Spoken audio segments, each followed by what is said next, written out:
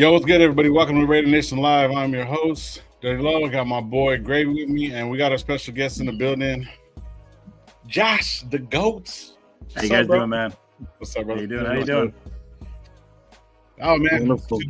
Yep, ready to go. It's Tuesday. Tuesday night show that we always do. The name has changed, so if anybody, this was the Raider fan show, but now it's Raider Nation Live. Thanks to my homie right there, Gravy, right here. And buddy Gabe, I think he'll be pulling up a little bit later. We're sitting back powwowing and we came up with a new name for all of us. So Raider Nation Live is what it is. We're just basically coming off of the New England and Raiders game, and it was 17-21. We finally broke the 20 point curse. The curse of the great Bambino. No, I'm just joking. But yeah, man. Yeah, so we're here. We're going to talk some ball, man. We haven't had Josh on in a minute. He was just telling me some crazy stories right now. I'm pretty sure he got more crazy shit. I was trying to pull up some of his footage that he had put out on his IG. Josh be doing some crazy ass shit, bro. But gotta have fun, man. Yeah, hell yeah. Gravy, how's your day going, bro? What's going on? Oh, he just... My day was just work, bro. Just work. And then Monday, Tuesday bullshit. Yeah, it's not hump day yet. Yeah, all these little snot kids, I guess, got me something. We were talking about it later, but yeah. I think it's from the game though. It's still from the game. Still remnants. I mean, they got some bad coke at LA, I guess. So. Shit. Just kidding. But yeah, man, it's the change of the weather. It's in the 90s over there, the 90s in Fresno, and then boom, 79, and that change of it always happens due to allergies and whatever.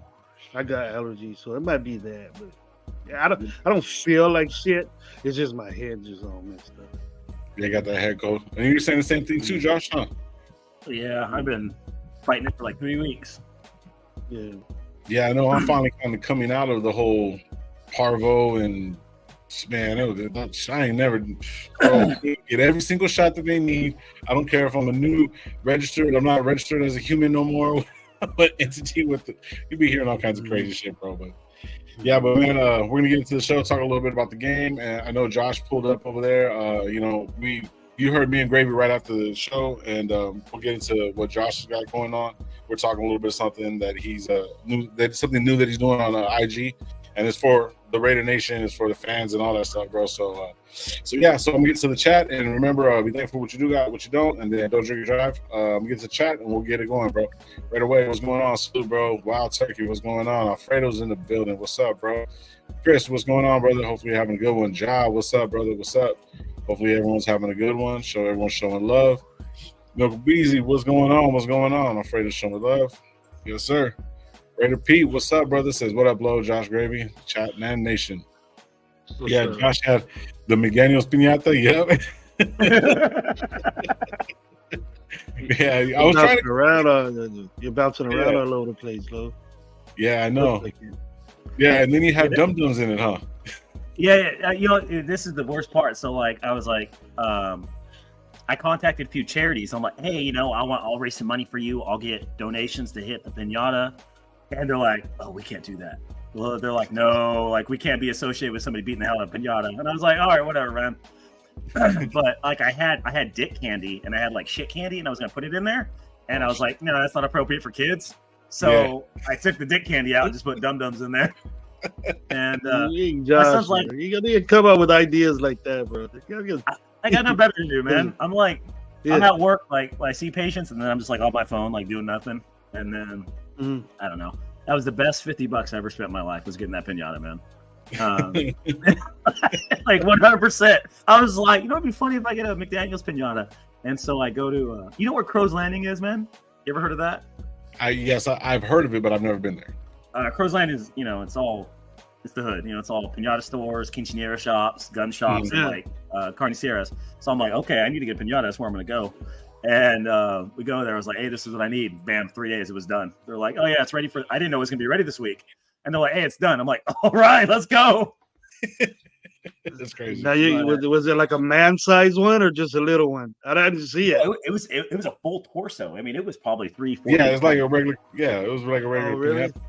Yeah, they fully printed out like the full half of his body and put it on a piñata shaped. Yeah, so I was like, that's cool. They just put it on there, and I'm like, all right, let's go. Let's get back to the real quick, and we'll get talking a little bit more. I'll see if I can pull up the video. We'll find it on your IG, and I'll pull it up for everybody so we can check it out. Am I skipping or no? No. Okay. You're skipping a little bit. I didn't know if my connection was bad. Oh, okay. Probably am. Sometimes it does that, man. It's just one of those things. Shout out MC Raider Rose. Salute, bro. Kelsey Ramos is in the building. Thank you for pulling up. Appreciate you. Oh, I'm pausing. Oh, so it's me. So I'll probably dip out real quick and come right back. Furpo, what's going on?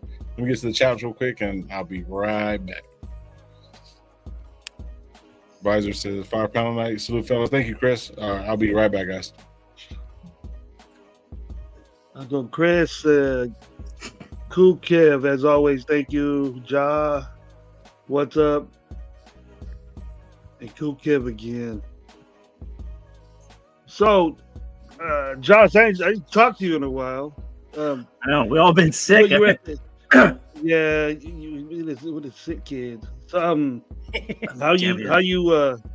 how was the game? I see you were over there, and give us that Woodson experience. Well, I don't know if we can really say it, but you just it was a little Woodson. Yeah, it was Woodson experience cool, that you had. If it ever gets back to Brady Cody, like he approached me and asked me to come on his podcast, and then they canceled it because it was Woodson's birthday. So I got to get him from the airport and then take him to his signing with him. It was just really cool. I didn't post it. I was like, I'm not going to be a fanboy. I'm just going to enjoy the moment, and it was just super cool doing it. So I got a whole case of Woodson whiskey signed, so that was pretty cool. Drank a couple bottles already, but it's just one of those things. Like when you meet people and you do things like, I don't do this for the money. I do it for the fun and the experiences, and it's super cool to get somebody to reach out to you. Like you guys, hey, you want to come on our class? I'm like, hell yeah, let's go. I'm sharing it. Like, okay, how do I post it? Because I don't know what the hell I'm doing on Instagram half the time. 100% MC Raider just had to show me how to share stuff to my story. We were chatting before I got on. I'm like, bro, how do you do this? He's like sending me screenshots. I'm like, God, I feel old on how to share stuff. So it's just so much fun to do stuff like this and get recognition. So I mean, that's why I do it.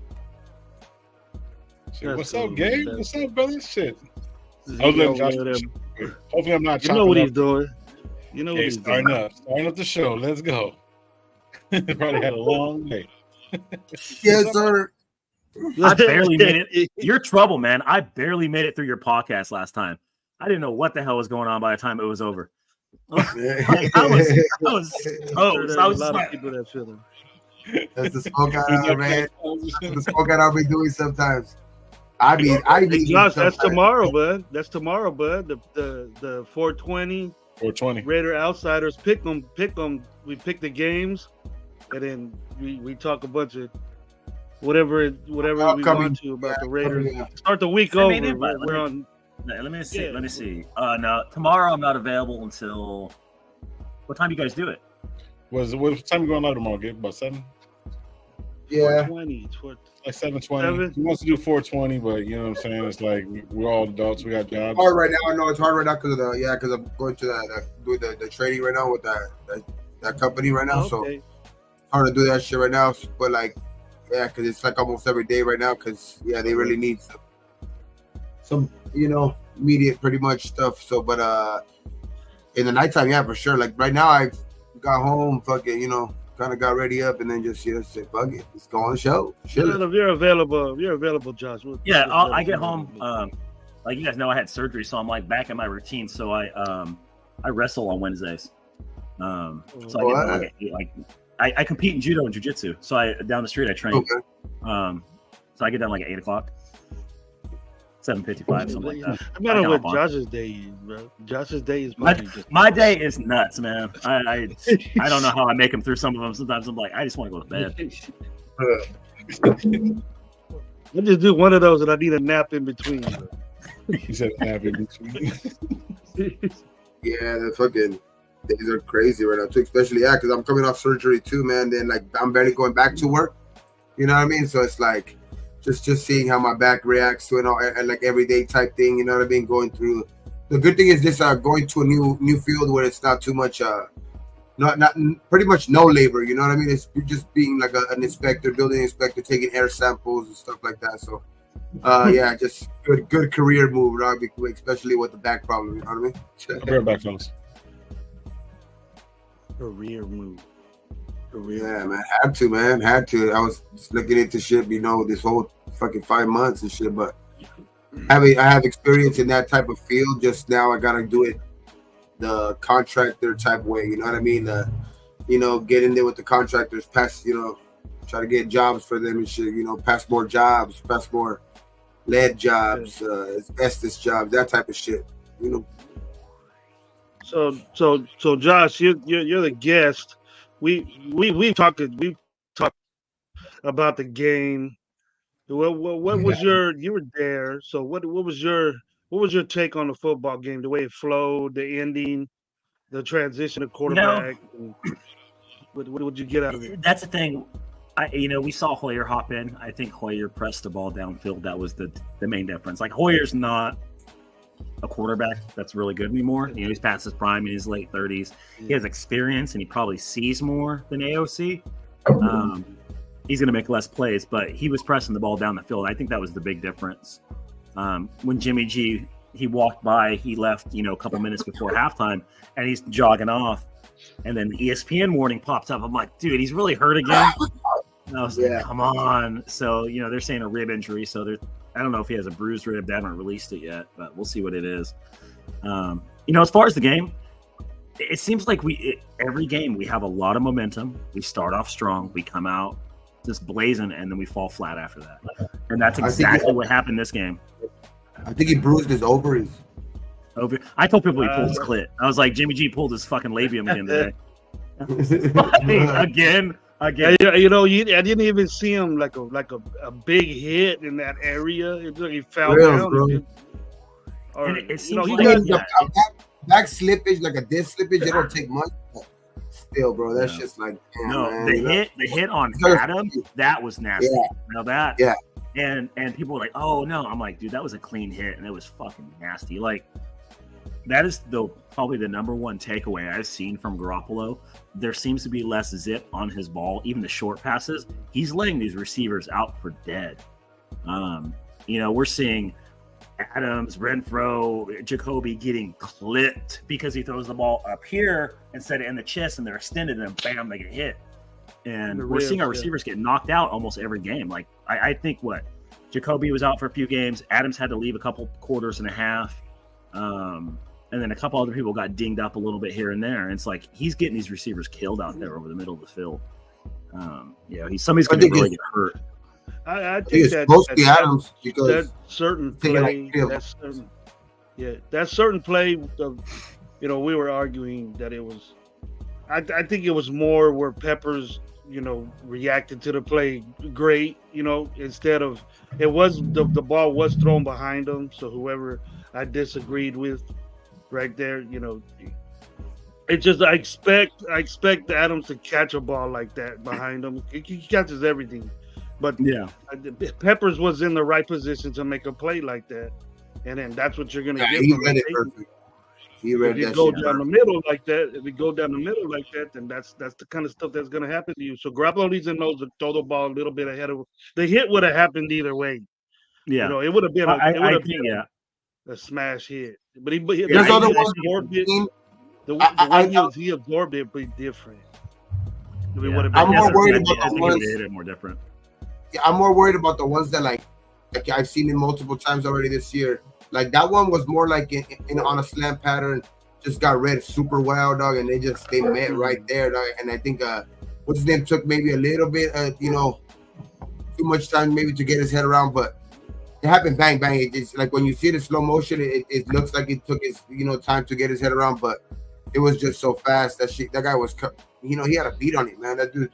But like other throws where Jimmy G like kind of floats it up there for the fucking receiver, and then he's just and those, and I've seen it like twice already on DA2 and other games where he's left it up there kind of, and it's just he's taking the big hit. You know what I mean? It's just those are the ones that like, and I agree.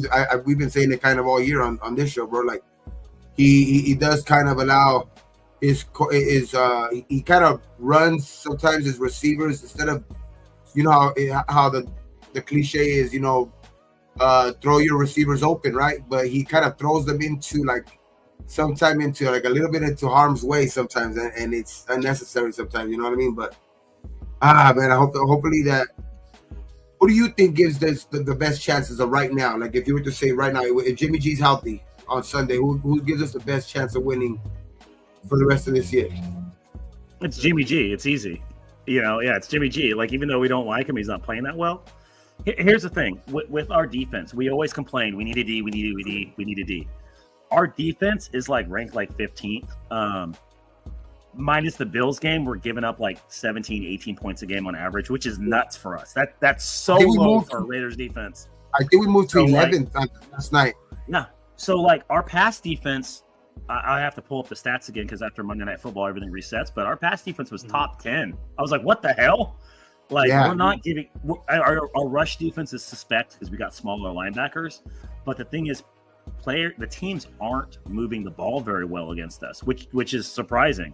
So this is the best defense we've had in probably 7 or 8 years, and we have no offense to support it. If our offense was supporting our defense, if we had like a run game or a little bit of better pass game, our defense could easily be like 12th to 15th overall. And that's leaps and bounds better than what we were last year, like 28, 29th in almost everything. You know, we get lit up last year. Couple years, man. How many years that in a row have we been just like, you know what I mean? There's other years where we kind of been a little bit better, but that's what I like about the last couple of games, you know, and that's what we need on a defense like this to keep us in games, because of the way the offense is kind of, you know, performing. What's keeping us in games is the last couple of games, especially, it's contribute to especially turnovers. You know, the turnovers are the biggest thing, man. Yeah, man, the turnovers are like one thing that we've been preaching on right here for fucking. I mean, that's the equalizer. I mean, they call that shit the equalizer for a reason, because it, you know, you can have a great ass fucking drive, but you've seen it. You know, when they passed the 50-yard line, you know, they kind of could have grabbed momentum back, the Patriots, but, you know, stupid. They kind of got pressure on Mac, and he made a stupid throw like he usually does, and he, you know, right into Merrick's hands. You know what I mean? Morrick's hands.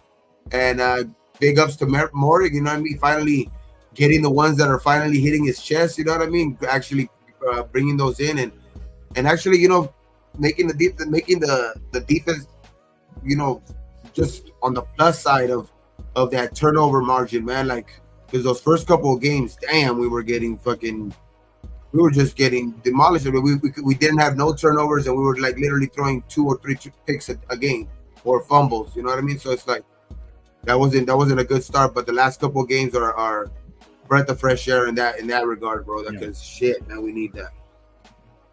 Oh yeah. And let's think, like, we're a mid-level defense right now, and people, like, I was the first one to say, like, our coverage is lacking sometimes. Like, we get burnt here and there. But the thing is, a mid-level defense, I'm happy with it. Like, if we have somebody on the other side of Mac, like, I can see our defense taking another step forward and being a borderline top 10. You know, we did get lit up against Buffalo, and a lot of that I contribute to coaching. But if you look at our overall defensive stats, we have holes. But the thing is, you know, we're in the middle of the league in scoring. We're in the top of the league in pass defense. We're in the middle, you know, for rush defense. That's good for the holes that we have and how poorly our offense is playing. So I'm happy with how our D's doing. I think Wilson needs to get coached up a little bit. You know, I think Diablo and Spillane will get a little bit better through time with the defense. And that was my concern when they first came on. I'm like, they're undersized, but they're fast. And that was our issue last year. We couldn't cover the sidelines for running backs. We got lit up every game. He is improving, though. I like Tyree's improvement. You know, I am 100%. Those two at linebacker, and we get 2 quality guys on the outside or above average players, we'll have a solid linebacking core. You know, but the thing is, Spillane and Diablo, they can't be the guy. You need somebody a little bit better that's with them. And I think if we get that on the draft or a trade, I think our defense all of a sudden becomes, you know, a 10 to 12 ranked defense, that's good. That's good in a year turnaround. Like, we're like 15 right now. That's great. That's great from going from 30 to 15. Like, are you joking? You know, with no offense. Hell yeah. Never even seen We haven't even seen that type defense before. All we seen was getting gassed up, getting beat, giving up on third down. The only thing that I think, Josh, that hurts us, that will make our defense better, that raises that 15 to a 12 or a 13, is that we get penalties in crucial downs at third, like the max penalty on third and long. Gave them a first down. We did it a bunch of times against San Diego. Yeah. I mean, it was about to be fourth and seventh. It was about to be fourth and better than that. And in the red zone. Yeah. They were gonna kick a field goal. Instead, they got a touchdown. They got that first down. So we need to stop doing that. Then that'll move our percentage up more, and then that's a third down stop instead of a penalty. To me, that's coaching. Like I said, we've been winning sloppily. So I always see those posts. Raider fans are unhappy with the win. It's like, no, we're not unhappy with the win. We're skeptical on how we're winning because we're winning dirty and we're winning unprofessionally. And that is not sustainable in the NFL. That's a losing team. You don't win having one of the worst turnover ratios in the NFL. You just don't. You're going to be a below 500 team. They were like at 27. Yeah, I think we're like at 27th or something like that. In turnover ratio, we're like 27th or something like that. Yeah, you don't win. Bad in turnover ratio, bad in penalties. You don't win. And so even with winning the last two games, the battle, we're still 27th. Yeah, we lost.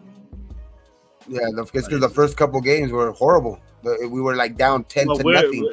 Started off the season 10-0 in the turnover like column, pretty much 10-0, bro. And it was just like, damn, that was what was pretty much those close games. You can't when you have an offense that's barely, it's just basically just not being up to par with what you thought it was going to be. You have to, like, the one thing you have to do in that situation is take care of the ball. And when you're doing that, we were lucky to be even in games, you know what I mean, like that. Those first 2 out of the 3 losses, in the beginning were, you know what I mean, within 5, and the other one was with 7 with the ball in the red zone. You know what I mean? It's just we have to be able to take care of the ball better if the offense is going to be like this. And that's where I go back to, like what you said. It's coaching. It's because it's the coaching has to know the situation when your offense is not up to par, and you can kind of, you have to know situation. And that's what kind of I've been preaching on the whole time. Like that's what my biggest gripe against McDaniels is. It's not so much as play calling, because on play calling it has to do a lot with like execution as well, but it's just like his situational, like a coaching type of times, like in crucial moments, it's just like it's suspect. So that's what kind of like is the biggest question mark for me with it. Yeah, even he said it in his press conference. That was my favorite thing when PFF and ESPN threw him under the bus. They're like, we double teamed Mac. We did all we could to save this rookie quarterback. And PFF was all, we double teamed him 3% of the time. I'm like, you fucking liar. You lied. Mm-hmm. Yeah. And it just shows that there's poor adjustments. But this game, you notice who balled out? Meyer. Like, he looked like a monster out there. And I'm like, this is what we drafted. Like, I've been waiting for him to play like that all year. I thought he was going to be our number 2 receiver. 100%. Oh, yeah. I love that. I didn't think he was never. It looks like he's ready, bro. It looks like he was never a deep threat, but I was like, he's going to catch over people, catch in traffic, and get touchdowns. And he led the team in reception yards this game. I think with like 75-ish. Well, when you have a player like Myers, like the whole point of having all these players that hit different levels. Certain receivers go over the middle, kind of the lower, and then you got the speedy guy over the top, and then you got your tight ends in the midfield. You know what I mean? You get on different levels and stuff like that, and that's where they become effective. And now they game plan for him like that. And now he's actually doing some shit. You know what I mean? It wasn't surprised that this guy wasn't going to do nothing. They were using him as a blocker. You know what I mean? Yeah. And so like I think Hooper's more of a blocker than anything. You know what I mean? Compared to, or even Fotheringham or whoever that guy is. Hooper got his too. Hooper's athletic. He jump over that dude and teabag that guy real quick. Teabag him. You know what I mean? Now, but Mayer, the last 2 games are finally looking his way, and that's the good thing, though. He's building a rapport with these quarterbacks, whatever, man, and he's showing that he's reliable. And once he gets that confidence in the quarterback, he's gonna start getting more. And you can see what he can do, man. Once he catches the ball, he can make some yards after, bro. He's the type that's gonna break some tackles, throw some guys around. Not as big as Gronk, but kind of Gronk-ish. You know what I mean? Like he has that type of after the catch type of, you know what I mean? Like run after the catch type of ability. He's as big as Gronk, dude. He's as big. Oh yeah, he's massive. Yeah. I stood next to him. Four dudes. You got linebackers and DBs hanging off this dude, man. Yeah, no, for sure. But Gronk was a different animal, though. You know what I'm saying? It's like that fool was like 6'8". Right. That fool was like Gronk is a different. Just imagine if we had a real QB. I've been asking that for the past 10 years, man. Come on.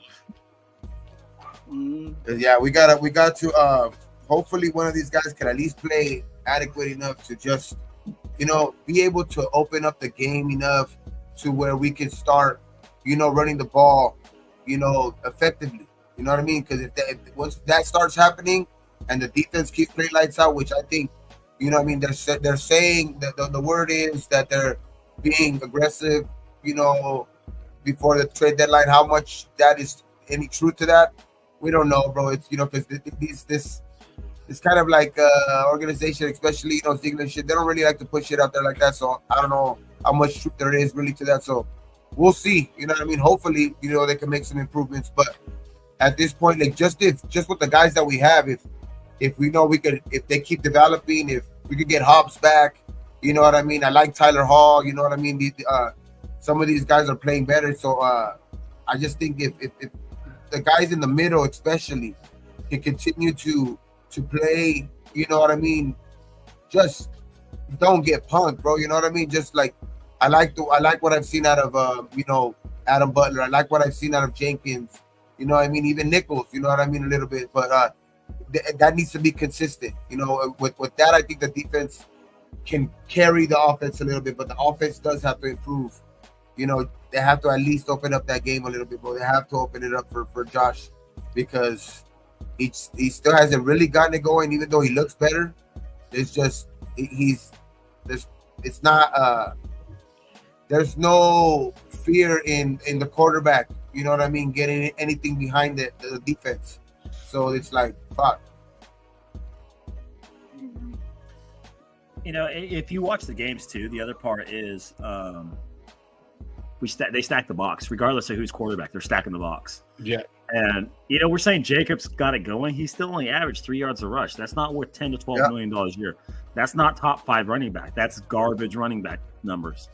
At the moment, but he always gets slow start every year. Everyone, even last year, a lot of people last year were even saying that, he doesn't catch out of the backfield. He doesn't. But bro, I like that part of his game. Yeah, I like that part of his game. But see, he gets points for he gets yards there. I mean, he's still putting the yards up. Obviously, he's not rushing the ball, but then yet a running back nowadays, especially in this offense, needs to be on the outside, needs to be block and then go. You know what I mean? Block and release, block and release.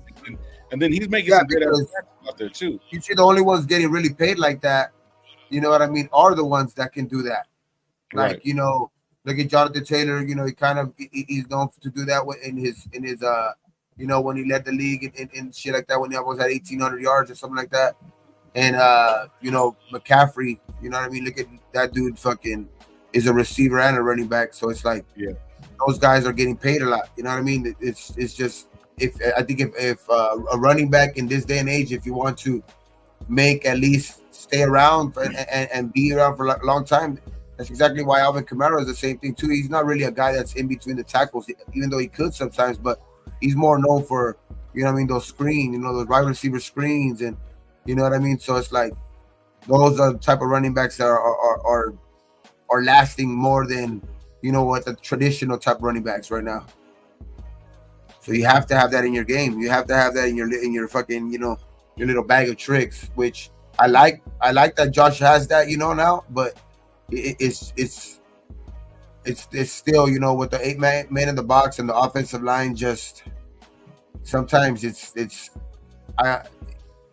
right off the bat, right off the fucking snap, they're like, they're already, inside the backfield. You know what I mean? So it's like, it's hard to fucking, get the run game going when it's like that, bro. So it's, but hopefully that's fucking, that's the one. That's the one position I want. If they're going to be aggressive, I would like them to go out and get something there. But I mean, we'll see. On the offensive line or defensive line. But the thing is, we're 6 games in. This is kind of we're almost the mid-season. You see who you are. You see how your team plays. You see what your weaknesses and strengths are. Mm-hmm. And it's not like Josh Jacobs isn't getting the ball. Like he's what, number 2 or number 3 in attempts? 25 carries. Yeah, 25 carries. He's not getting yards. And the thing is, the left side of our offensive line is the same. The right side had rotten change, and we're just not getting yards. And I'm hoping that they involve him more in the pass game to try to get him going, maybe get some confidence. But the dude's averaging under 3 yards a rush, which is just insane. Like, we get pass yards, we move the ball, and we start handing the ball to him, and it's been drive killers. Like, he's not doing anything. So, I mean, I agree with you on that, but look at, this is his average starting with game 1. You're catching the ball. He's still putting up yards, but it's not running yards because that right side of the offense, they have to throw a fucking extra lineman out there. Even last week, they threw an extra lineman out there and Myers and Hooper. So it's like, even though it's a strong and I get it, you know what I mean? But they didn't come off and then he went off to the left side and still got hit. And then that right side was all collapsing, bro. So like even him catching the ball out of the backfield. First game, he averaged 8 yards a catch, which is only 2 catches, but 16, but 5 for 4, you know what I mean? So he was averaging 4 against the Chargers. And where you were standing at, I remember when we got into the game early, he was right there. Him and Zamir, they were going back and forth, catching the ball. And he got 81 yards that game. He was averaging 10 yards plus the 3.4. You know what I mean? That was his average game. What was his rushing yards? Like? His rushing, he had he's averaging almost. So he had he's averaging like 40 yards a game receiving, which is a lot for a running game. Yeah, so 40 yards. He's still getting his yards. He's still being effective. You know what I mean? Because of the way this offensive line is built. And then Jimmy, I've seen happy feet. And I don't mean to bring it up, but what I can reference is Carr. Carr turnaround was on point, wasn't happy, got hurt. All of a sudden, he has fucking happy feet and gets nervous. I see the same shit from Jimmy. And it's kind of nerve-wracking. But as far as Josh Jacobs is concerned, he is actually putting up some numbers, bro. He put 51 yards up against the Bills. You know what I mean? But he had negative 2 yards rushing. So that was the biggest thing right there. That was the biggest thing. Did you guys hear Tony Romo in his during the broadcast? The stat that he brought up or something like that we're like literally top 5 on first and second down. But when it comes to third down, we're the bottom of the league. And that's what kills us, dog. You know what I mean? Because we're either getting penalties on third down or we're just drive stallers. You can't get it done on third down. And that's the biggest thing, because if you're top 5 in the first and second down, but you know what I mean, but you just can't get it done in third down. That's what's when they're bringing the pressure. It's like you got to be able to just stand in there better sometimes, or just get rid of the ball and have more confidence in DA, man, and these receivers. It looks like you already got some confidence in Jacoby anyway. So it's like sometimes he just holds on to the ball a little too long, or he's throwing it into triple coverage or something like that, bro. And it's just bad mistakes on third down, bro. Like that's what I've seen time and time again this year. We have a problem. We have a problem with third downs on both sides of the ball. We can't stop third down, and we've been better. We've been better the last couple games. Of course, the defense, the offense is just. I hate 3 and outs, bro. I fucking hate them. I mean, we should have been better in the last 2 games, regardless. You know what I mean? That's what I still want to see. That's why I'm with you with like the defense. I have seen a lot better. No matter what teams we're playing, it's like I have seen better than last year for damn sure. You know what I mean? But I still do want to see. Yeah. I still do want to see them against like the Lions in 2 weeks. You know what I mean? And stuff like that. When they're gonna be a little bit more tested. I still don't even want to see them this week against a rookie quarterback who they should make. Who they should keep under 10 points. You know what I mean? Traditionally, you know what I mean? This guy's a undrafted free agent who's probably going to go because Fields is doubtful with the dislocated thumb and his throwing hand, I guess. So we'll see, man. But I think this week we need to make a statement on our defense. If we're really, going to turn that corner, this is got to be one of those weekends that we got to make this rookie look like a fucking rookie. You know what I mean? Make him look like an undrafted fucking free agent. And that's what I just want to see, a domination on the defense, just so that it don't even matter who plays at quarterback. You know what I mean? That's what I want. It's a tune-up game for us, 100%. We should win. We should win by a lot. Excuse me.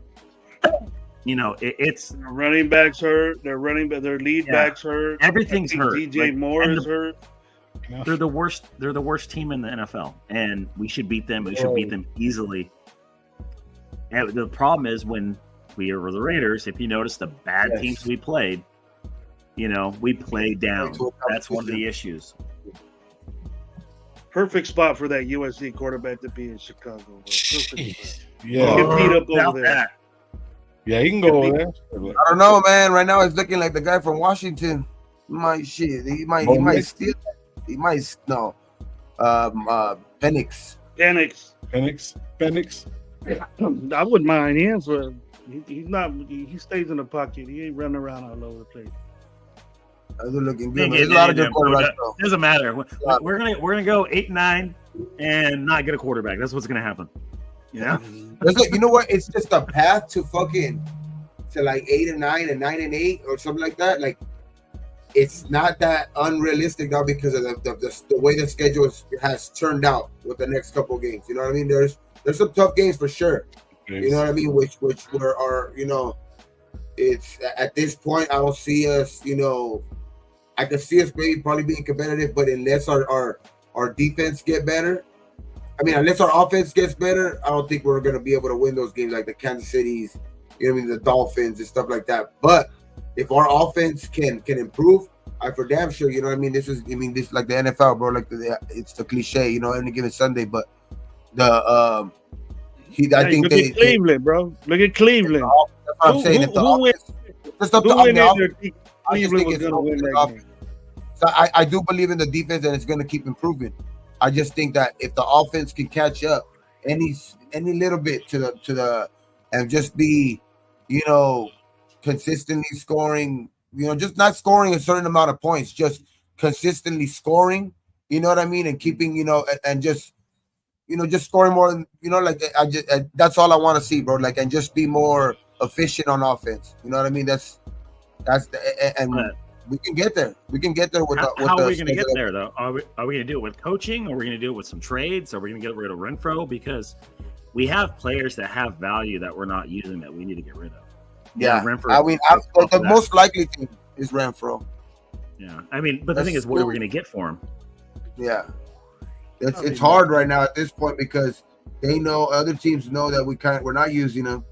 You know what I mean? And now there's reports saying that supposedly he kind of don't want to be here either. So, you know what I mean? It's like teams are going to try to use that. So if the Raiders are trying to get just rid of like maybe open up salary type shit and try to get like some shit like that, then I could see them getting a mid-level player with maybe like a draft pick for him, and then like just for depth, and just getting rid of like some salary for the offseason, you know what I mean? But yeah, because he's not being the player, whatever player we get is going to make less money than him because a top tier defensive player makes $10 million a year, 10, 15, like above average Pro Bowl level.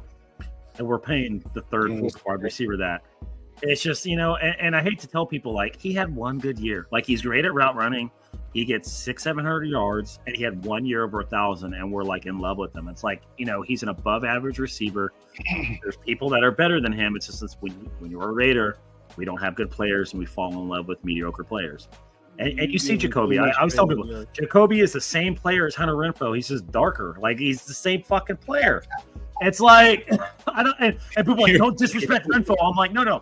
Jacoby can't run routes like Renfro, but he's way more athletic than Renfro is. That's the difference. He's fucking Hunter Renfro. That's all he is. He's a little bigger. He's taller, just taller. He's a bigger, stronger Hunter Renfro that's not going to get hurt. That's what. Well, when you look at Hunter Renfro when he got that 1,000 yards, bro, we had nobody. We had nobody. He was the We only had option. nobody but him. You know what I'm saying? Who do we have? Zay Jones, Jones, and Keyshawn Jackson, and what was that guy from Alameda? Remember the guy that we brought from the practice squad from Alameda? What was his name? Oh God, what are you talking about? I really forgot. Yeah, we had a bunch of scrubs, man. We had people that aren't in the NFL anymore or are playing on special teams is what we had. Right. Undrafted free agent. I remember we had What you got to do, you got to trade him to his boy, get him to his best fucking golfing partner over there in New Orleans and pluck some of their defense, and pluck one of their Keelan Dawes. Oh, yeah, the guy that went to Keelan Dawes. There you go. Davis. Shout out to Marcus. Let them be the Gruden guys over there. Isn't Gruden over there already? Yeah. Help him out or something.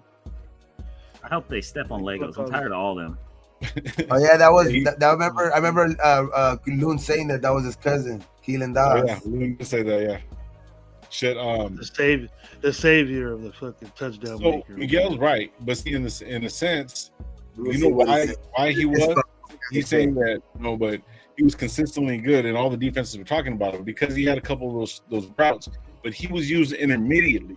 In this system, he has to get across the field and do other kind of things. They're not letting him do him. You know what I mean? What he's good at. You know what I mean? Yeah. Making up his kind of own little things. Say, hey, I need you 5 yards and get open. You know what I'm saying? Double moves, whatever. I think he's good. I'm not saying he's not good. I'm just saying in this offense how he's being used, and then with basically Jacoby taking that role kind of from him because he's kind of the guy that they brought in, to take that secondary type role of a receiver, which right now is kind of almost like the primary role. But especially having DA on the other side, it's kind of hard. You know what I mean? But I agree. I don't think that it's Renfro that he's not good. I just think that this offense is a 1 or 2 read. You know what I mean? At the most, a check down for your third read. So at that time, he's basically, and you see Jimmy G, he's kind of has those blinders where he's only looking at 2 guys as it is. So it's kind of hard to get the ball to Renfro right now. It's not that it's not good. You know what I mean? It's just that it's in this offense right now. If we didn't have Jacoby, maybe he would be that Jacoby role and be getting more looks. But Jacoby came in and probably pretty much took his role. I think Tucker's gonna take his role. Yeah. You're gonna have a guy that's gonna have 400 or 500 yards, and it's a third option. That's all we need. Like, we don't need a $12 million player doing that. Now, Hunter will do it better than all of them, but the thing is, he's not on the field that much. The other part is, like, when he's an injury liability, he's a blocking liability, he's a little dude, and it's just, and I tell people, like, he's not really he's not a red zone threat because because he gets jammed up a lot. So it's just, at the end of the day, I'm like, we got other needs than a $12 million third option. Yeah, and at this point, I can see them getting rid of him. That's saying cap space or draft picks. I think they're going to trade him for a player. I don't see them getting draft picks because they're in the win now mode. McDaniels is fighting for his job, so they're going to get a player that they can plug in that's above average, maybe a past Pro Bowl caliber. I can see them going with a linebacker. To be honest, that's so the most. Like, I know it's probably some of the names you're probably going to say right now are probably not even feasible or probably not even realistic. But who would you want them to trade Renfro for? Oh man, to get in here right now, you could probably go in and maybe not realistically because it's that you don't see that team getting rid of him, but a bad team with maybe looking to get rid of some players some of those teams, the Giants. There's Carolina. Anybody maybe on the Giants. And to me, the most probable would have been Denver, but they're in our division. I can see Denver dumping linemen because they're losing, but they're not going to give one to us. No. So that's just not going to fucking happen. Not going to happen. There's no way. Yeah, there's no way. And to me, I'm like, man, that would have been a great fit. But oh man, Look what they gave us. Muti. Was it Muti or who's the other guy that we picked up? It was like from a practice squad that we picked up last year. And but he wasn't there yet. Wasn't there yet. Yeah, so I mean, regardless, whatever, they're gonna give us hand-me-downs, bro. Like they're gonna give us the bottom of it, bro. You know what I mean? But you're on the right subject, Lo. I would get a guard, solidified right guard. I would too. I was looking at that too. I thought Luminor would do some shit, and then Mumford, but Mumford needs help. He's just too slow off the ball, man. But I mean, everybody gets beat once in a while. You know what I'm saying? It's NFL. Mumford's a tackle, bro. Mumford's a tackle. He's He's big to be in. Snyder, what bothers me, Renfro is a baller. Great coaches make their players good. Fucking Miguel. Renfro's not a baller. True, what up, bro? You know, we had this infatuation with Waller. We had this same thing with Waller. You know, as many times as he let us down, being healthy, not playing, shooting videos and doing this shit. Why can't we just forget about the dude? I seen Waller jerseys when we were at the stadium. You know, and I go, I seen that too. Maybe, you know, I understand. Maybe that's the only jersey they got, but that's the only jersey you got was a Waller jersey. You know, there's better players of the team. Yeah. You know, I can't wear where I'm from. I can't wear a Renfro jersey. So I'll probably get jumped as soon as I've walked outside. The thing is that if no wonder you don't like Renfro, dog. No wonder you're always bashing on Renfro. But you can't walk out with a Renfro jersey.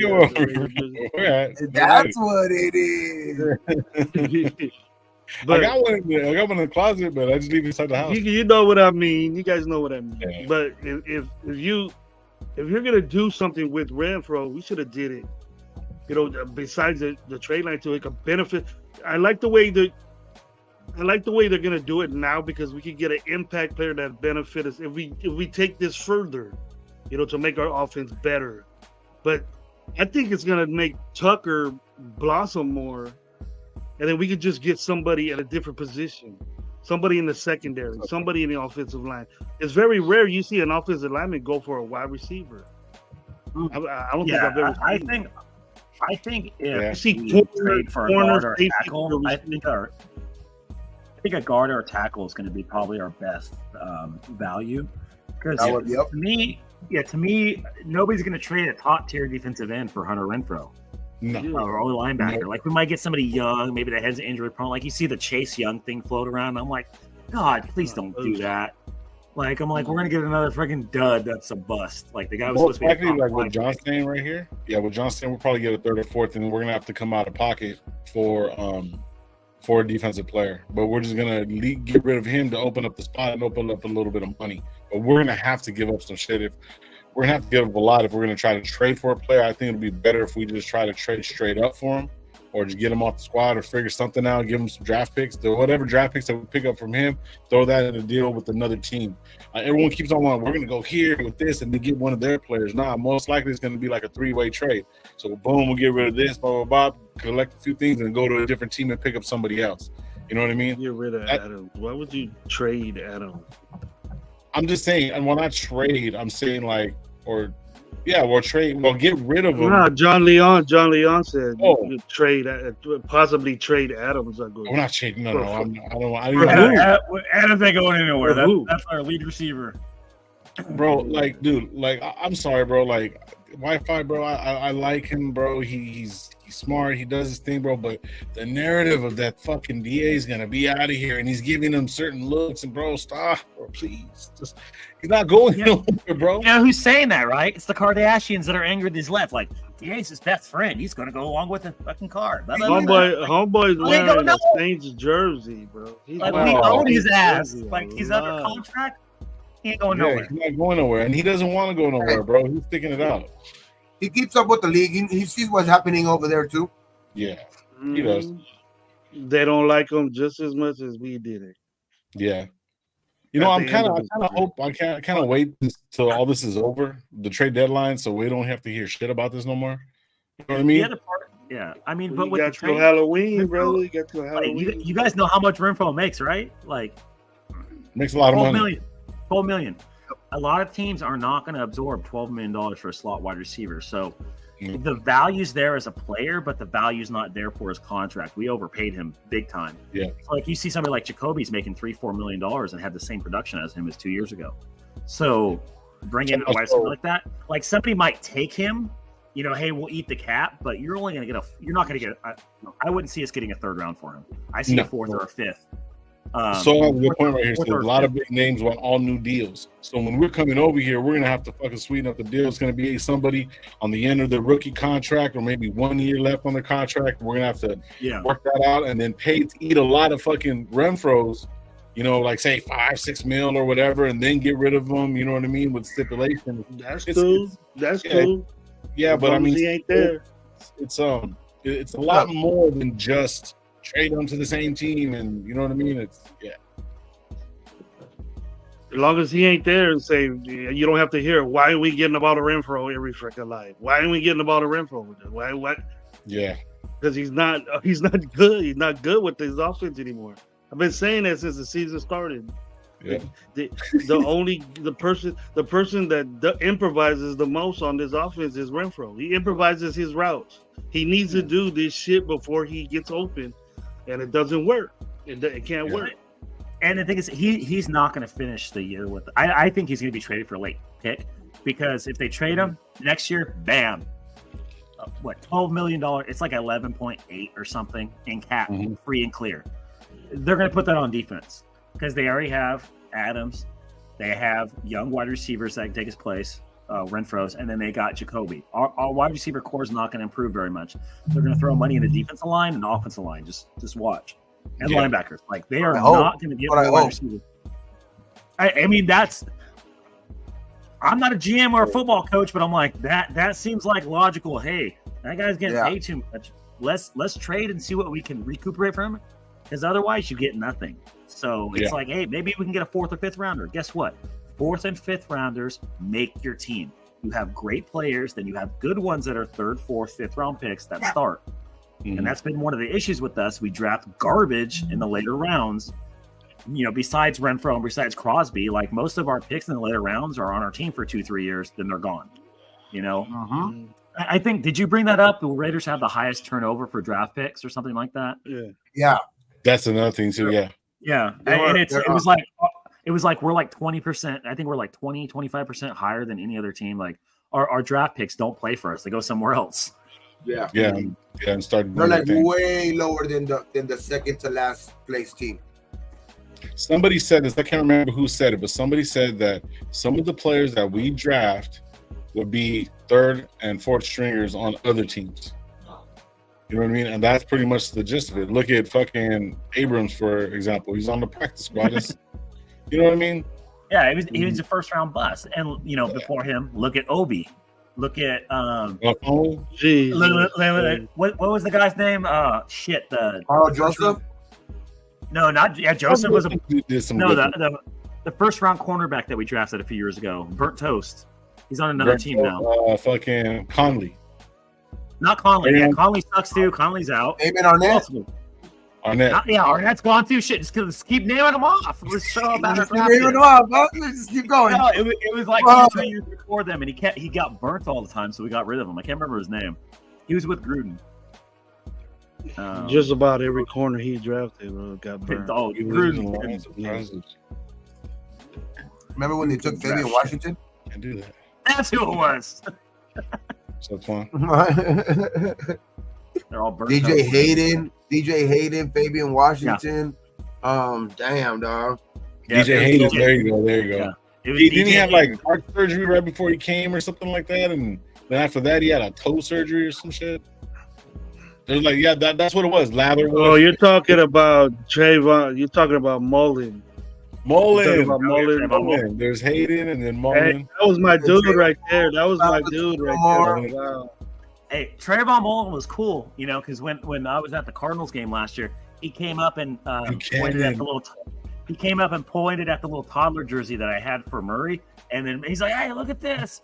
And he's like, "That shit's funny." And then he pointed back at Murray, and then pointed out the jersey, and Murray was just pissed off. But other than that, he sucked as a player. That's crazy. You know, I'm gonna go drink after this podcast. If you guys just keep listing all the draft busts, Jesus Christ, this is so bad. Fuck. It's horrible. Stanford route wasn't that bad. Stanford route wasn't that bad. You know, Yeah. PJ Hall. Stanford route. PJ Hall was in the league already. PJ Hall's out of the league too. Yep. Yeah. What about the other defensive end that we got from not Cleveland Farrell, the other one that we got from Clemson too? No. Oh, we got Arden Key from LSU. He's with the Niners. Him too. And then we got another defensive tackle from UCLA that was like 5'10", and he's gone out of the league already. No, but we had a defensive end. We had another defensive end too. I forgot his name. We took him in the first round. Where was he from, though? Jihad Ward. Yep. Oh no, he was the second round pick. Hottie, I remember him. Jihad Ward. Yeah. Hottie Ward. Yeah, he was from like Illinois. Illinois. Bruce Campbell. Bro, this is bad. This is turning into a sad show, bro. It's a fucking pity party where I go. But I mean, this year we're good. This year we're gonna be better though. It started off a little bit slow. Some of them, you know what I mean. I think Bennett has been taking a little bit of but I like it though. You know, I mean, you would like him to perform better, of course, but you could tell that they're keeping him in there. He's getting his, you know, it's either one thing or another. Now he's gonna get worse or he's gonna get better. If you start seeing that he's gonna get better, at least you see him that he's, you know, learning. But I like the mayor. You know, he's starting to come along. Hopefully Tyreek can start, you know, doing the shit. It's just we have to see. I think it's just still too early. It's only 6 games. Still a lot of, you know, football to be played. There's a lot of I think guys that are gonna get some more playing time in the second half of the season as well too, because you know, it's a long season, especially with all the injuries fucking nowadays, dog. So Nate Hobbs, we need Nate Hobbs back though too, man. Nate Hobbs is a big loss that we've last 3 weeks. I mean, yeah, we've played good, hey, but look what we're doing without Nate Hobbs. Like, I'm not trying to be mean. I'm not trying to be mean, but look what we're doing without him. We're doing good. Yeah, no, that's what I was gonna get to. I know we've been winning, but it's just like I think our bench is getting valuable reps. I think that's what's happening, and our younger players are getting valuable playing time against bad teams, and they're getting experience and learning how to cover. I think it's going to pay dividends later on. Baby. Just 3 points, baby. I can't say what's up, bro. Shit, that's crazy. What was I going to say too? I'm still waiting on Faison. I wonder if he's coming back. He's supposed to be coming back. I thought he was on IR for 4 games. The 4-game IR. And now because they can bring him back after the 4th week, but I know if they put him on IR now, what is it, like another 4 weeks they have to be on it or something? I think it's like the week 8 or 9. I can't remember what it is. Yeah, there's 11 games. So damn, it's gonna be. I don't know if we're gonna get him back if he's not back by now. You know what I mean? It's game 6 already. I haven't heard nothing about him in practice yet. So I don't know if I'd probably get him back later on in the season, which can help. You know what I mean? Because like I said, you know, guys go down all the time. You know, fucking. You've seen Tyler Hall. I like Tyler Hall, man. You know, you've seen him go down a couple of times, but you would see him come back in and make some plays. You know what I mean? Be in there on plays. I like Tyler Hall's fight, man. The defense, I think the defense is young, but they're playing together, man. I think the leadership, I think the defense too. I like that. You know, Spillane and Max are kind of taking that role of being the leaders on the defense. So I like that shit though, because the defense is performing good, man. I mean, you know, especially Max is doing his job, and then the linebackers are just what's, you know, I think the biggest surprise of the season. You know what I mean? They're actually holding it down, man. For I think one of the bright spots of the defense for sure. Yeah, I was giving a lot of shit to Blaine and all those guys, and Max was saying, "What are we gonna do with this?" And Diablo last year, he was running. I noticed the way he would come down, he would angle as a safety because that's what he is originally. And so what would happen is he'd get caught up in like he's trying to hit the holes, whether the B gap, A gap, C, whatever it is, right? he would always fall behind. Like he would take the bad angle, but Spillane's got him going into the right places and making a lot of plays. And shout out Sean and Raider Room. Stan sent something to me. It says 39.9, the third lowest pass rating allowed by linebackers, and that's our dudes.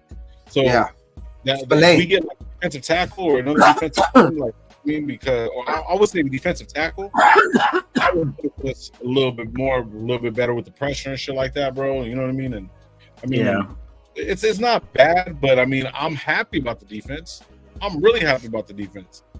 You know what I mean? Like to the point to where it's like we're only having like maybe 4 or 5 bad plays throughout the whole fucking game. Yeah. Compared to we need more of a pass rush, though, man.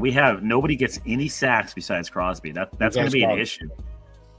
That was another thing. Most pressures in the league: 27, 27, and 27. All tied for first. It's Hutchinson, Parsons, and Crosby. Oh yeah, Crosby. Every year, Crosby's going to lead the league in sacks and pressures. That's what he does. But we just don't have anybody to match up with him. Think how much better our defense would be with somebody on the other side that's just average, above average, or a defensive tackle that can help collapse the middle. Crosby would be having 12, 14 sacks every single year, without question. He's our only player, and he's still tearing it up. That shows you how good he is.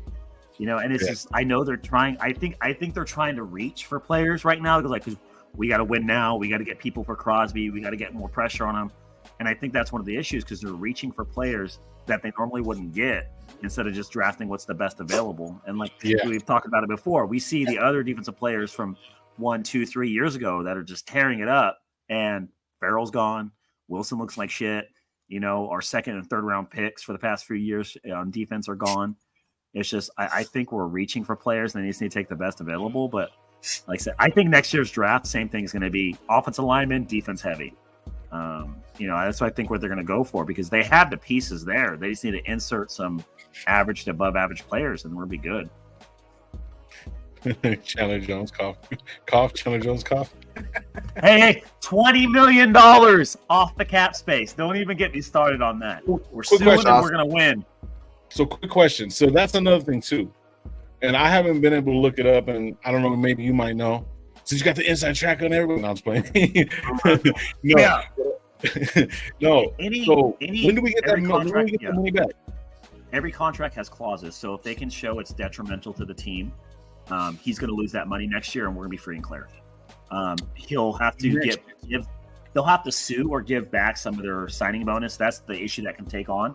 But his actual cap hit is what, $20 million, $18 million, something along those lines. And we will get that back. Like that's almost active. What does he get? But do we get it this season or is it following season? We'll get it next year. Help out.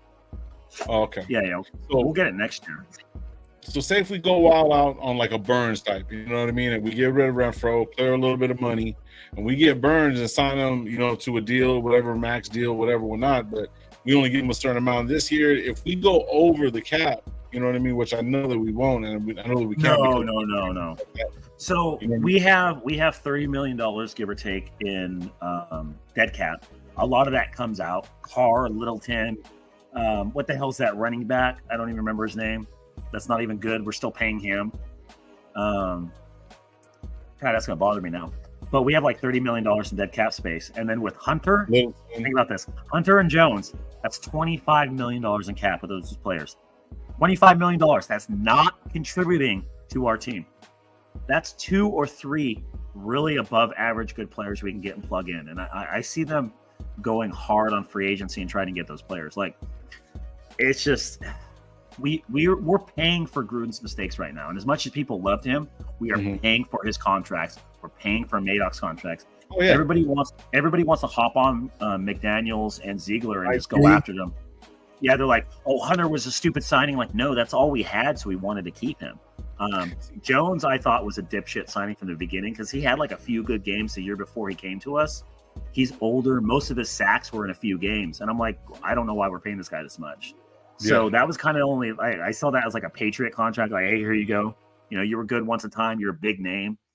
But other than that, like I said, we're getting a lot of value for the players we're getting. You know, Tillery, Adams. You know, we're getting these really good players, and we're getting them at value. Jacoby Myers, we're getting them at or under market value, and I think that's what is going to propel us to be better instead of overpaying people like Gruden did. Hey, you want $20 million? Here you go. Yeah, sure, why not? Yeah, I'm getting 10 a year. Let's go. Yeah, we got to. We just got to be better at drafting nowadays, and I think with that drafting is going to allow us. You know what I mean? Especially if we can get these guys to develop this year, and we know that we're going to have a good outlook, towards next year because we have these rookies coming back on rookie contracts. Who knows if we, still go with Aiden? But the thing is that we're going to have a lot of money, especially with all the rookie contracts, with all the money clearing up, and especially we get that Jones money coming up. We could go out and get some players coming here. I think that the way we finish off this season, especially if we could pull off, a type of season where it's a winning season, and you got guys, looking in here and saying, shit, I could be the dude that, puts that shit over the top, over there. It's Vegas, fuck it, because a lot of people can build a brand out here too, and a lot of those players, a lot of young players, star players, that's what they want nowadays anyway.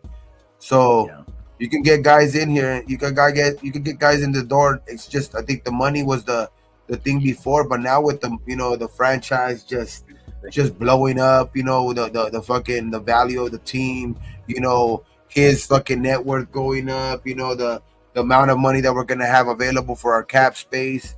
It's just now is the time that from, Instagram gun videos, we're gonna be okay. Yeah, exactly. It's just we gotta go out and try to get some guys that are, kind of proven in this league, but still young. You know what I mean? And just don't overspend, of course. You know what I mean? Don't go out and be pay fucking $20 more million than any other team would, but get some guys in these fucking buildings, bro. I just pulled it up. So right now, Chandler Jones is listed as dead cap at $12.2 million. This year, you're gonna love this. We have $47 million in dead cap space for players that aren't playing for us. 47. So next year, this is the best part. Next year, $30 million of that goes away. Chandler Jones is still listed. So if Chandler Jones is off, that's $40 million in cap for dead cap gone, plus the 12 for Chandler, plus the 12 for Renfro. You're talking $50 to $60 million in cap space, and you're just losing two players that aren't contributing. Like, it's not like last year where the cap money was it was more falsified, but it's like we know we had to get a quarterback, we had to sign Jacobs, we had to get a wide receiver number 2. Yeah, we knew we had holes, so like that was a fake number. No, this year we actually got a legit $50 million to spend. They'll spend some of it on the draft picks, obviously, but we're gonna have $40 million to spend. Like, we're gonna be able to get a top tier player if we want. Hopefully, and that's then what I think they you do. Get that count too. The other money that's gonna be, I guess, because I guess the money, the TV money goes up. Yeah, the TV money goes up too. The league, the spending budget goes up a little bit. I think it goes up from like, I don't know, 200 and something right now to like, I think it's like $20 million that it go, or 15 that it moves up or something like that. I can pull it up. Let me see what the calculator is for. Oh, it's not showing the total. But so so I mean, that goes to all teams, but you know what I mean? It's just more money to spend. You know what I mean? More money to actually get a guy that you really want to get in here. You know what I mean? A guy that's gonna make a difference. Top end fucking defensive lineman. Somebody a fucking actual shutdown corner or something. Fuck, get him in here. Oh, the running back I was trying to look up was Kenyon Drake. We're still paying him $5 million. Wow. Drake. Thanks, the yeah. But I mean, there's. I think there's going to be a lot of good players to sign next year. It's a nice heavy draft. There's a couple people that are really, really good free agents. I don't think they're going to hit the market. Carl Lawson from the Jets is a free agent. Williams from New York's a free agent. Chris Jones is a free agent, but I think he's staying in KC. That's a $20 million a year player. No, he got paid. Remember, he was holding out and he got paid. Did he sign a contract, or did he get the franchise tag? A 1 year contract, no? Yeah, I thought it was a 1 year deal. Was it?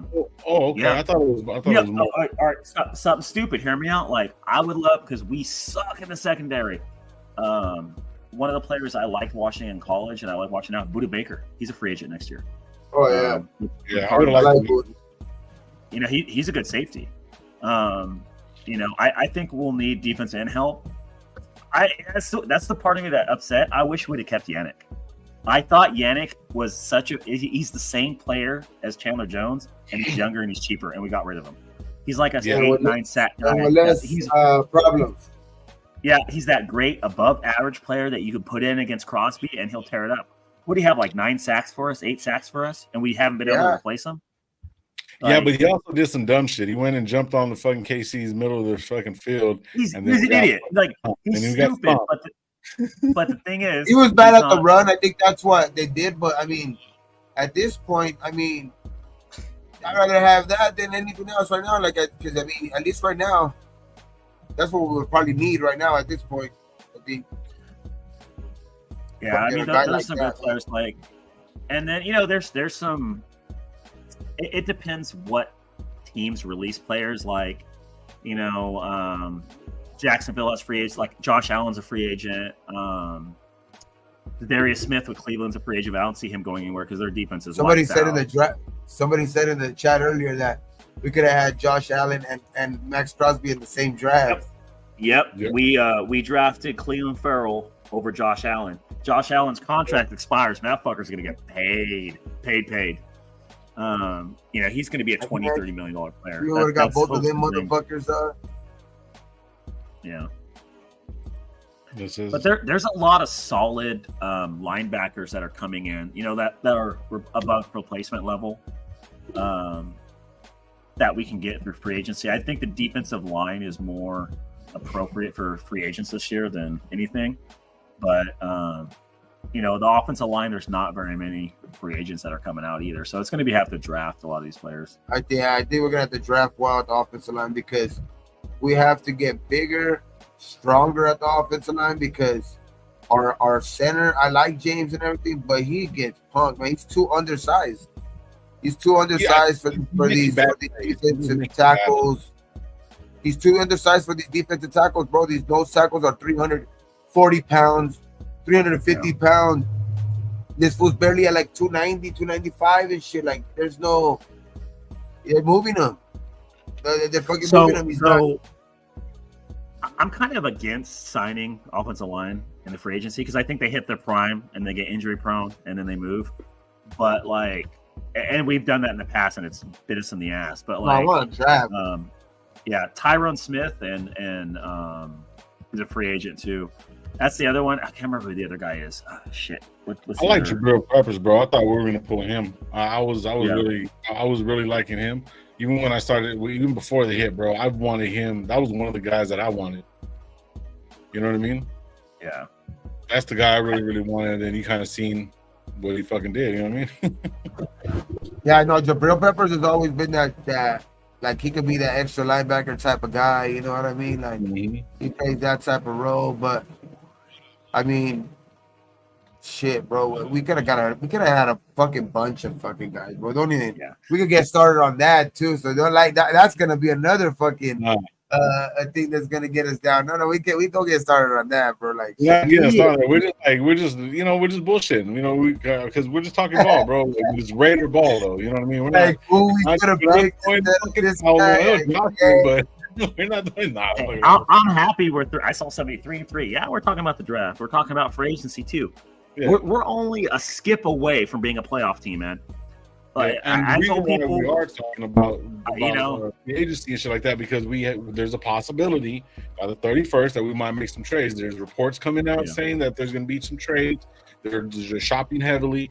You know what I mean? Then you figure if we're going to have to give up some draft capital for certain things, bro. Like, you know what I'm saying? It's we're gonna have to give them draft capital, so it is kind of prevalent. You know what I mean? So after that point, right now we're at 500. Yeah, go out eat. That would be a very, very, very good pickup, but that's another one of those things that's not very highly unlikely.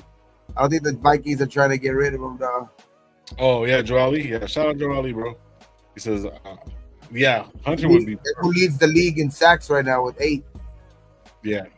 They're one out with that. The thing is, if they get rid of him, he's going to a playoff contender, and they're getting like a first round pick. Over, Yeah. So do you think if they win this week, they get more? Since like it's basically already 1 week before the fucking trade deadline, they get like if they go 4-3, they get more fucking aggressive next week. I think they get more aggressive. Yeah, 100%. 4-3, you know, you could still, you know, and then with a lot of games that are very winnable, a guy like that, like but that's where I see it gets scary because they could get desperate and give away a little bit of part of our future, and then if it ends up fucking, you know, backfiring, we're gonna get rid of a whole regime and then lose draft picks. Yeah.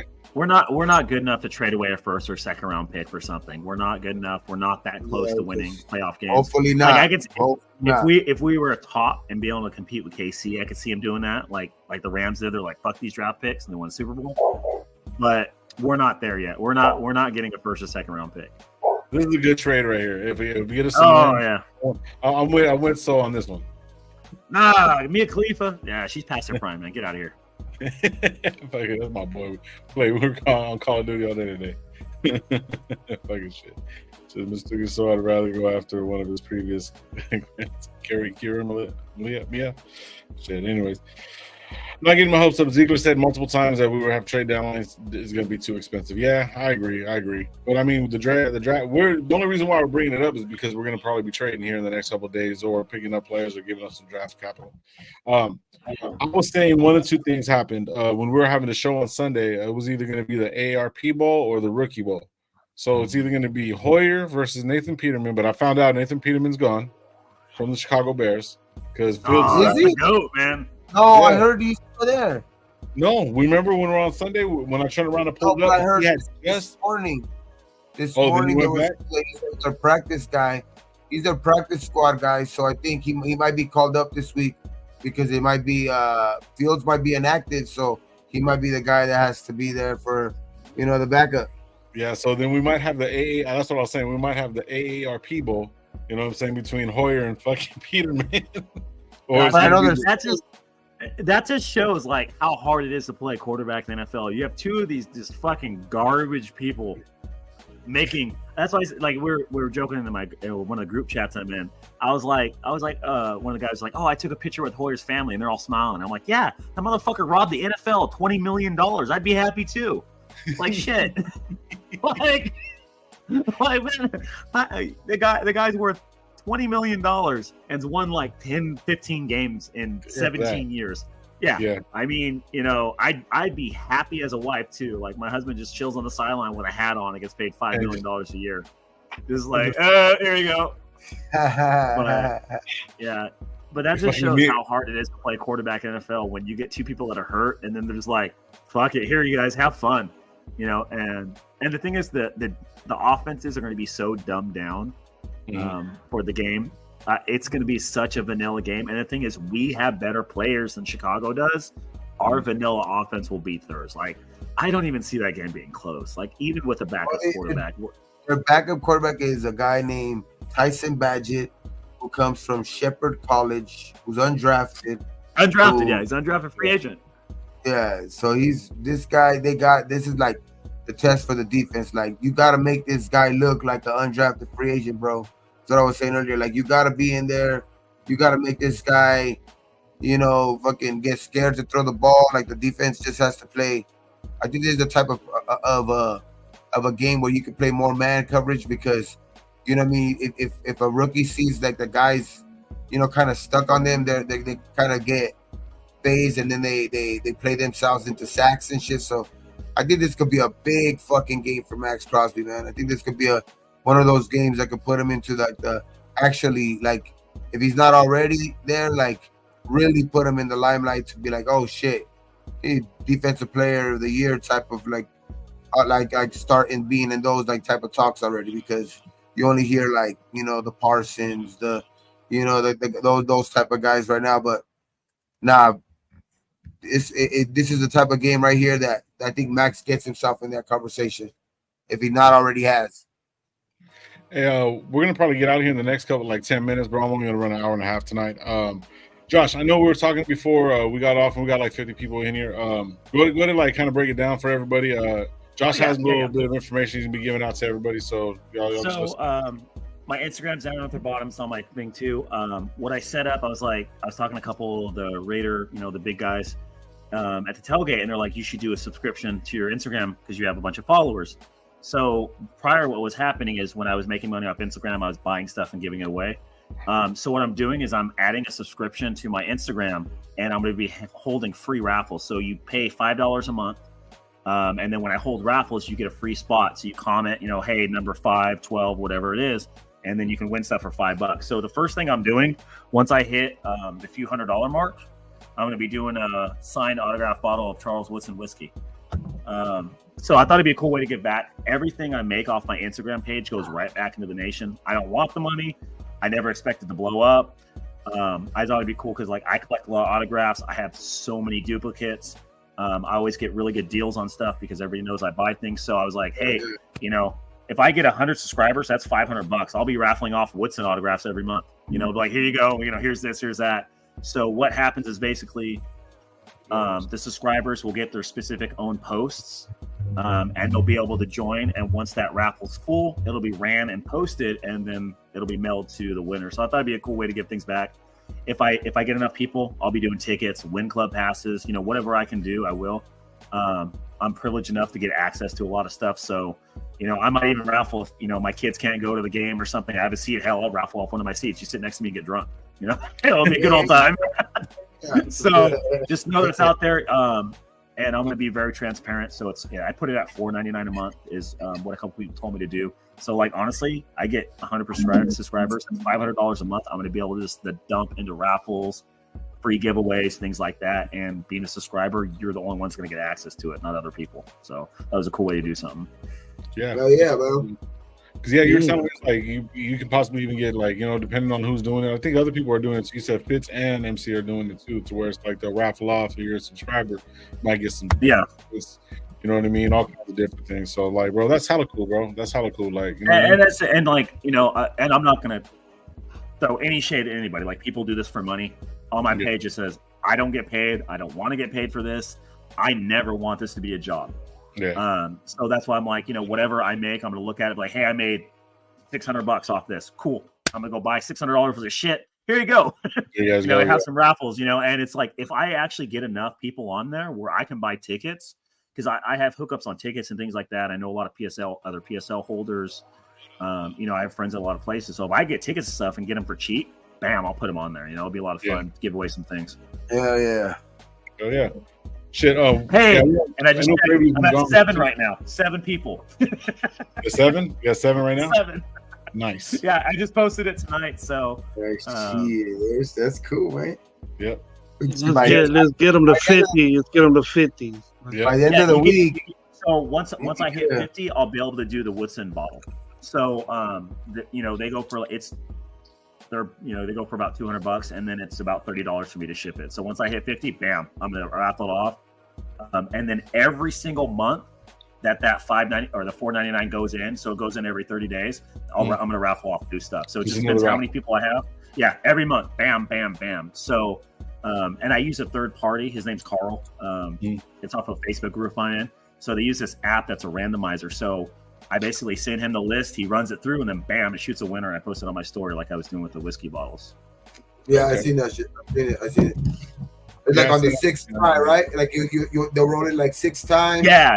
They roll the dice. And on the 6th time, one guy won a signed whiskey bottle for $10, and he's like, "This is fucking awesome," And he was at the game. I was like, "Do you want me to ship it or you want me to bring it?" So he's like, "No, bring it." So I took it to the tailgate, gave it to him. He's like, "This is awesome." I was like, it's pretty cool. Because I join raffles all the time to support my friends. And I've hit John Madden autographs. I hit Al Davis autographs for $10. And I'm like, I'm never getting rid of this because I will never be able to buy an autograph for $10. Yeah.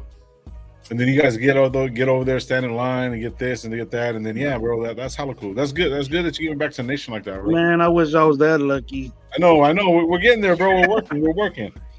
I'm still trying to get a 500. So if you haven't been before, subscribe to Dirty Low Raider Game 420, bro. I like doing this. I just love doing this shit, talking football, talking Raiders. You know what I mean? Yeah. Gets the frustration out. You don't have to carry it throughout the whole fucking week. It was nice to finally meet you guys in person too. Just talking on the camera. Yeah, that was dope. Yeah. So it's like it's cool to meet these people online. Like I said, that's the number one cool thing. Like my son's blowing up now. People are going to interviewing him at games. Yeah, I've seen that. Which is fucking cool. He sees himself cool, on YouTube. Man. YouTube in his room. That's cool. That's cool as hell. Yeah, So if anybody wants to come talk to my son, go for it. Like it's not scripted. That's just what he says. He asked me, he's like, "Can I say suck?" I was like, "Yeah, you can say suck." Hey, that piñata thing was epic, though, man. That piñata, the piñata thing was epic, man. With the dum-dums inside. Oh my god! I said the best $50 I ever spent. You know, and my friends were laughing. They're like, "How'd you get this?" I'm like, "I went down a little Mexico." I'm like, "Hey, I need this," and like 2 days done. I was like, "Yeah, hey, did you get cracked with the stick at all? No, my kid got hit a few times, and a couple people around. Did you see that big kid, like the number 71 or 57? Yeah, he was. Oh my god! And they're on youth football. That kid was right here to me. I mean, you're like, that's it. That's it. Yeah, I was like, this guy's gonna break it. I was like, that kid had to be like. Where's the blindfold at? You got to spin him around a little bit. The thing is, it's more dangerous with the blindfold because if they don't really people, there was hella drunk people around. Like they were gonna get close to getting hit, and I was like, "Oh, back up," you know. Yeah. But yeah, it was a lot of fun. I carried it around for a while, and I was like, "All right, I'm done carrying this thing." And I was like, "I want to go to the game. Let's break it." Break that so shit. We got a crowd, and there was a youth football team nearby, so I grabbed some kids. Yeah, I seen that. There was a bunch of kids. And then the youth football team was over there. I'm like, let's get them. So the coach brought them all over, and they all just lined up. And I'm like, have at it. There's hella candy in here, man. And it was a lot of fun. It was just stupid stuff I do. I was like, hey, that's funny. Yeah, but I mean, this just brings a little different, different flavor, different style, just to to the nation, especially because you go to so many fucking games too. So it's like, you know what I mean? You're just not. I entertain myself, I gotta have fun. I'm always thinking of stupid stuff to do. You going to Chicago this weekend? Yeah. We fly out Thursday night or Friday morning. I'll have to look, but my whole family's going. I'm not going. I'm not making out that trip, but some with all that shit that's going on right now. But yeah, they're all making it out there. They'll all be out there for this weekend too. So hell yeah, man, there'll be a good presence out there. For the Raiders always. Well, you know what I mean. We probably get sometimes we get more of a presence on our away games than. You know what I mean? It looks more better on the screen. You know what I mean? Because we kind of fill up their stadium, but that's cool. I know a lot of people were going to Chicago, so that's cool. Yeah, and I bought my tickets a long time ago, so they're expensive. So cheaper now. now they're like it's probably like $37. For real. If you look on it, it's like yeah. I've never been to Chicago. That's what it is. I'm gonna go there and. You never knew. Imagine if they were both fucking 5-1. Those tickets would have been, fucking way more expensive if you would have waited. You know what I mean? So that's why this week. You never know. I'm gonna go ahead and grab the tickets for the Charger game. I'm gonna go grab my hotel. So I'm going to the Charger game in Vegas. So I will be at that one. That's a Thursday night game. Let's go. So, yeah, I might make it to the Minnesota one. I might make it to the Minnesota one. The Minnesota against Vegas. Probably going to that one too. I want to see them. I want to go to Kirk Cousins in person. All of his greatness. No, I just want to go to a game where I just fucking think that for sure we're gonna win that. I got a warning on Instagram because I called Dak Prescott. I called him Black Kirk Cousins. Oh my god! Shit. What?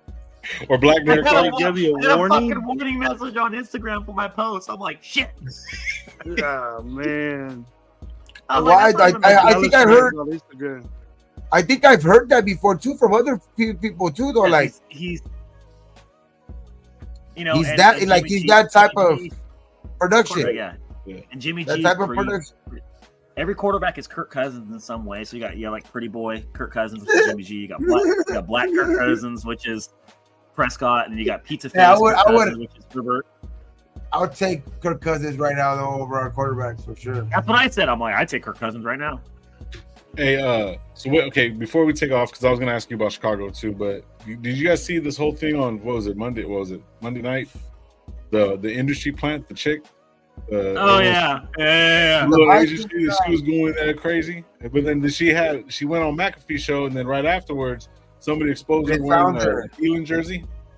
She was wearing a Vikings jersey. That wasn't at a Vikings game, I don't think. That looked like it was like an open stadium somewhere.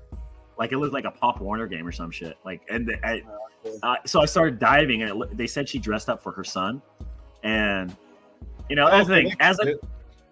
As a girl, like whatever guy you're dating and who you're, that's what jersey you wear, whatever team they wear. She was probably just plowing a Vikings fan. That's all that was happening.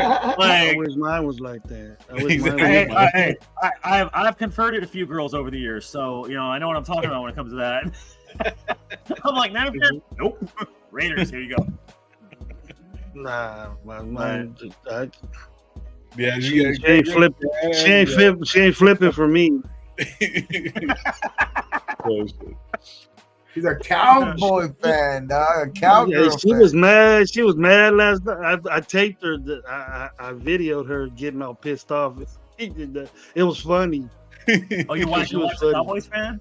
Yeah. But she was happy at the end, huh? She was happy at the end, though. Yeah. Is she like? I gotta ask, like, does she just talk shit to you all the time? Like, this is our year, we're gonna win it. Is she that Cowboys fan, or is she realistic? She ain't talking nothing to me. She ain't saying. She knows better. She knows better. We at the beginning, because we've been together a long time, Josh. So in the beginning, I told her I ain't gonna marry you unless you become a Raider fan, and she's still a Dallas fan. So we just say. Must be happy. So what do you say? You're not married? So what do you say? You're not married?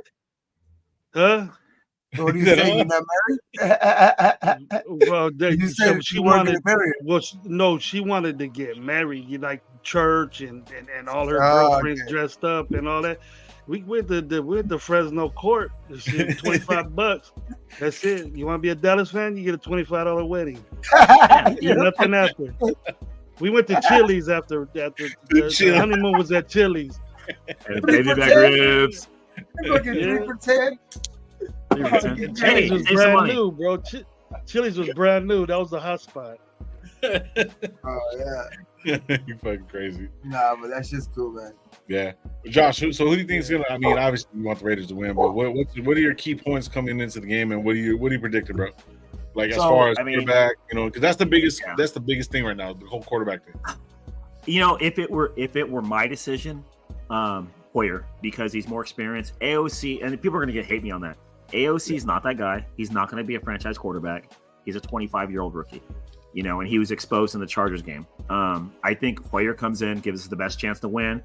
He's not as prolific. He's not as explosive. But I think he'll have 200, 250 yards, and I think he'll hit Adams for a few deep balls, and we'll probably score 21 to 24 points. That's enough to beat the Bears. That's more than enough to beat the Bears with a free agent quarterback and draft free agent. If the Bears score 20 points against us or win this game, people are going to be calling for McDaniels heads, even though we're 3-4. Yeah. You know what? If we lose this game, I'm going to be going for his fucking head, dude. Oh, he's coaching. He's coaching for his career right now. Because if he ruins this team, this is a game. Yeah. If he's coaching for his job right now, this whole season, every game, if we're close to having a losing record, he is coaching for his life. He's a few bad losses away from getting, on the hot seat at the end of the year. Yeah. So if that's the case, then and who do you think is going to take over coaching? We try to be better than everybody else. I would really hope they would give a coordinator or somebody like that a chance that's proven in NFL. But us, we're going to make a stupid splash. We're going to hire a big name guy. They're going to be like, oh, we're going to go after Harbaugh or something like that. Right. It's just it depends who we're going to go after. Get rid of them in the middle of the season. They'll let one of their coordinators take over. Honestly, to me, I think if McDaniels does get fired, Austin from the Lions, I think would be an awesome choice. Defensive coordinator. Look what the Lions are doing. Like, unheard of. They're the fucking Lions. Yeah. Somebody like that would be good. Even Hugh Jackson with the Bengals. I mean, that would, a Hugh Jackson. I'll tell you what. If you want to run the football, you get Hugh Jackson. Yeah, you get Hugh Jackson. Yeah. But I see us we'd be going with the offensive coordinator, probably, in all honesty. Kyle Shanahan, somebody like that. Trying to think who else is good. not North Turner. North Turner sucks, but yeah. Well, I'm saying because somebody. What about somebody from college, Josh? What some college coaches that are out there? College coaches don't do well in the NFL for the most part. You need somebody that has NFL experience because you're going to get a college coach from the NFL and he's going to spend 5 years learning how to coach the game. And a lot of college coaches that have West Coast Lions. But I would this whole Dion thing, that's a bunch of bullshit. Harbaugh bullshit. It's just we're not going to get those players. They're happy where they're at. It's just there's a couple people that we could go after. The whoever, I don't know who the Miami Dolphins coordinator is, but whoever he is, my God, he's gonna get offered a job sooner or later. Like what they're doing, him and McDaniel, like that whole staff's gonna be cleared out in the next 2 years. Yeah, just like they did Philly. Yeah, I agree. They plucked Philly's defensive and offensive coordinator. There's going to be some guys that are going to come out of this with a lot of opportunities, dog, because there's some, at the end of the year when, teams are getting to AFC championships, NFC championship games, or like that. Those, those, especially from those 4 teams, most of the time, those 4 coordinators are already getting talked to by 4 different teams. You know what I mean? So it's like, or they're all getting talked to by the same teams, but just all 4 of them. You know what I mean? But it's like those will emerge. You know what I mean? And right now, it looks like who's the offensive coordinator for the Niners, or the defensive coordinator for the Niners? Oh God, I don't even know. Yeah, I think that's more or less the what do you call it? The head coach. That's all. Shanahan. Well, see, the more of the question that I was kind of asking, who's going to hire do it within? Because they're not going to just bring anybody from off the street or anything like that. It's going to have to be somebody within the, within the organization, like say Graham or some shit like that. You know what I mean? Or I don't know. Get rid of Graham. Get rid of Graham. Well, he's doing so good with his defense. You know what I mean? But if they get rid of McDaniels.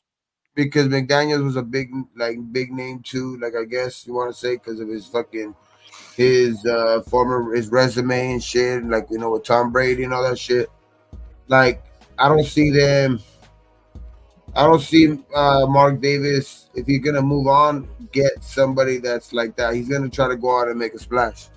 Yeah, he's gonna go out and try to get something big name, something.